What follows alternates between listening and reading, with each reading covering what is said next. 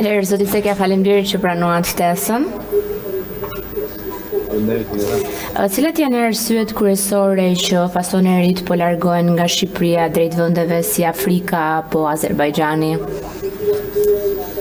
Arsyet kryesore janë se tregu shqiptar nuk është më aq i favorshëm për sa i përket kostove për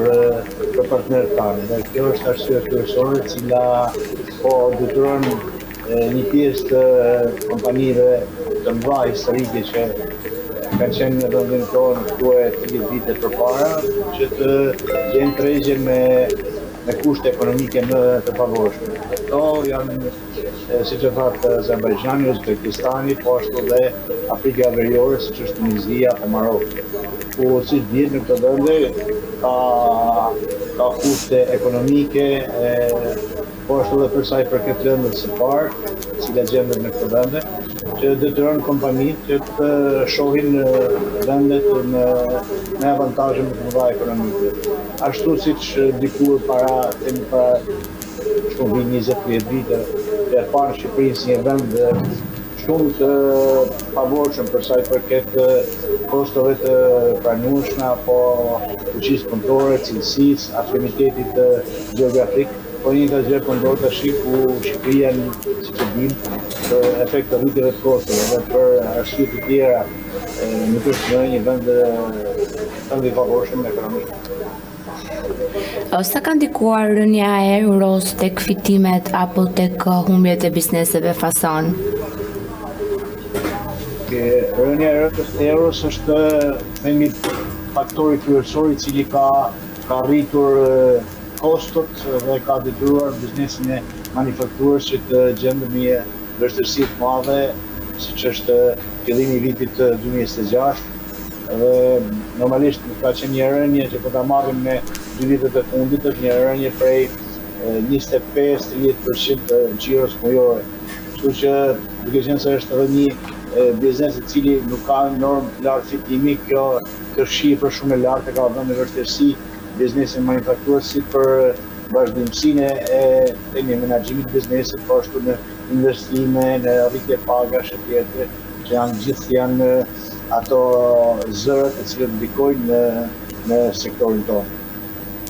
A mendoni se kostot e punës janë të përballueshme për këtë sektor? Unë përmenda euron, por që nuk është veç euro ajo që ka ndikuar në kostot. Këtu mund të fusim edhe rritjen e transportit, si pasojë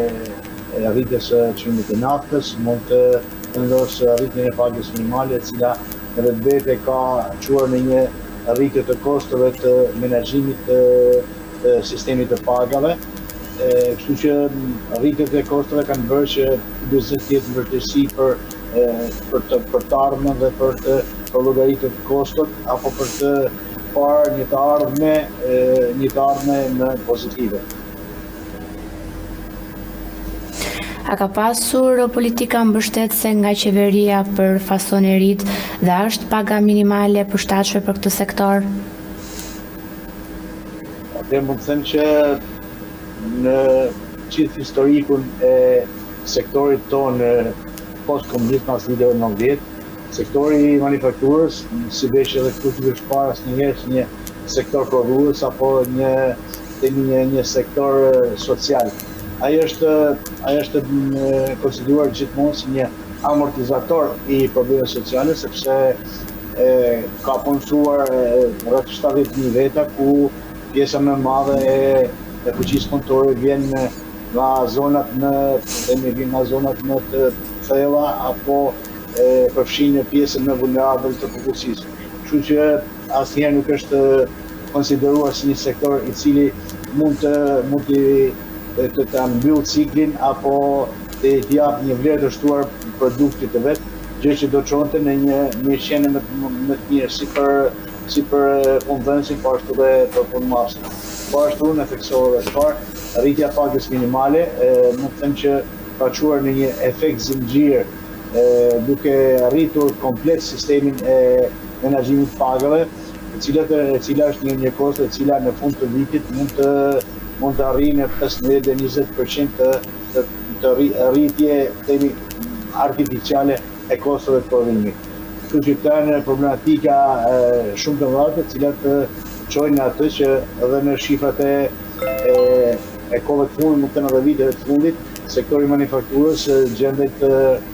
për herë me rënje. Kështu që është një situatë e cila nuk është prezantuar as në momentet e pandemisë, ku i gjithë sektori apo gjithë ekonomia pati një pikësi, por gjithsesi ishte shpresa që mbas kalimit të pandemisë kishte një dritë jeshile për sa i përket rifillimit të punës. Kurse në këto momente ne shohim që themi të gjithë ato mundësitë tona për ta pa pozitivisht po zbehen dita ditës. Dhe këtu mund të them si largimin e këtyre kompanive të mëdha, po ashtu dhe menaxhimin e bizneseve tona apo përgatitjen për ta mbyllur ciklin. Dhe për të arritur këto dy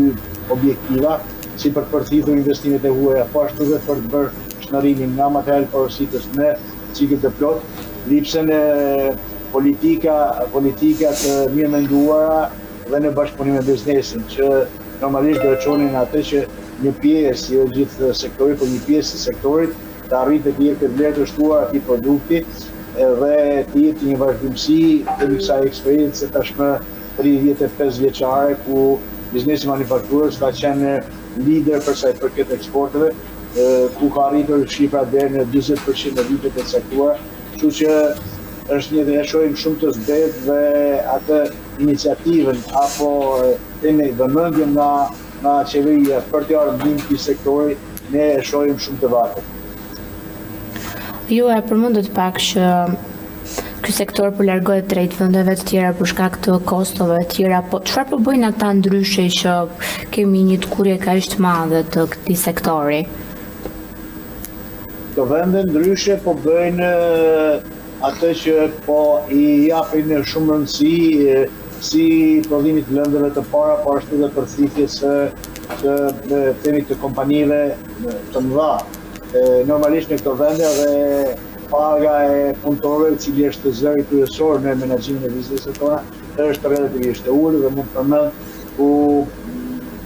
paga në këto vende është ndoshta sa 1/3 apo 1/4 e pagave në Shqipëri, kështu që këto dy janë faktorë të rëndësishëm për përthithjen e investimeve të huaja apo të kompanive lider në Europë, të cilët kanë qenë një shtysë e mirë dhe një objektiv i mirë për sektorin e manufakturës. Por tashmë shohim që është normale që kompanitë e mëdha të shohin favoret ekonomike, të shohin terrenet më të leverdishme për të zhvilluar aktivitetin e tyre, kështu që e ardhmja e një pjesë të madhe të kompanive lider në Europë do jetë këto vende ku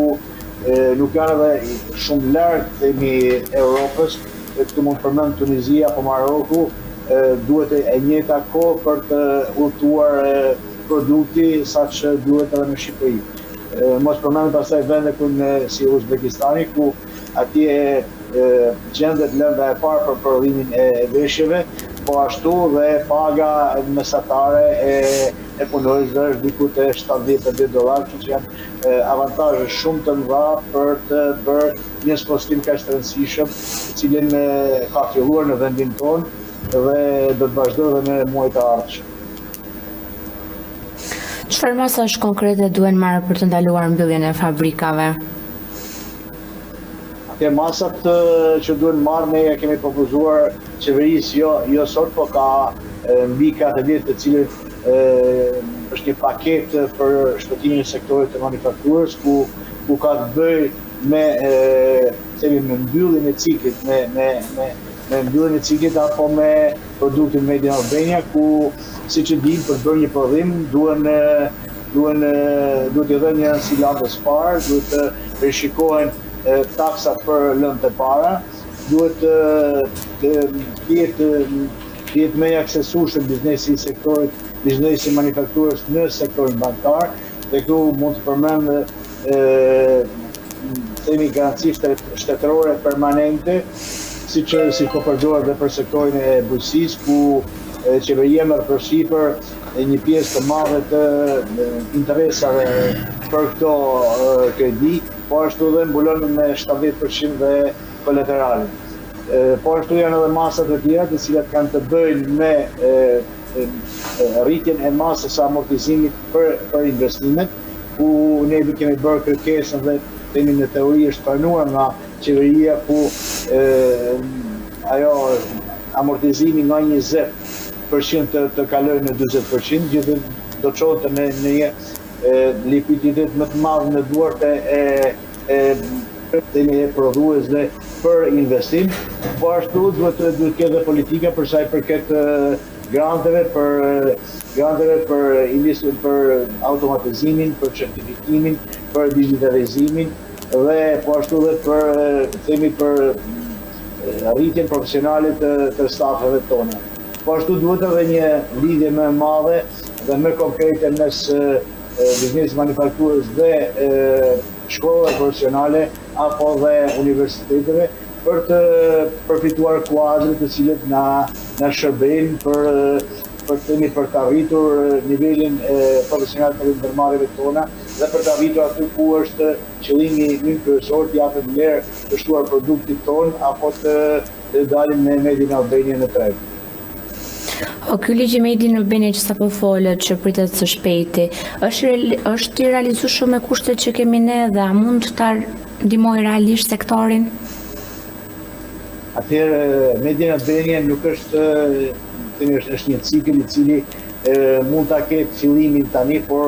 është disa vjeçar, sepse një cikël transformimi nuk mund të bëhet as me paketa disa mujore, as me masa të veçanta. Duhet që ky cikël që jetë rezultativ duhet të jetë një paketë komplete, e cilat i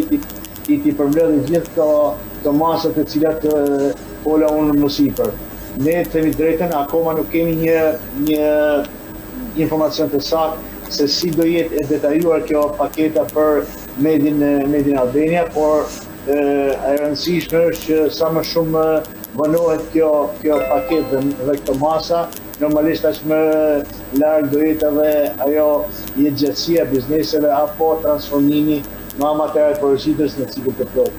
Kështu që ne në momentin që do kemi këtë paketë dhe shpresojmë të jetë sa më shpejt, shpresojmë të jetë plot dhe shpresojmë të jetë efikase dhe aksesueshme për biznesin e manufakturës, sepse siç e thash, sa më shumë vonohet, aq më shumë risku që biznesi i manufakturës si përveshje, po ashtu dhe për kputuc do ridimensionohet dhe rrezikohet në mos zhdukje totale, por një ridimensionim i pjesshëm dhe i konsolidueshëm i sektorit.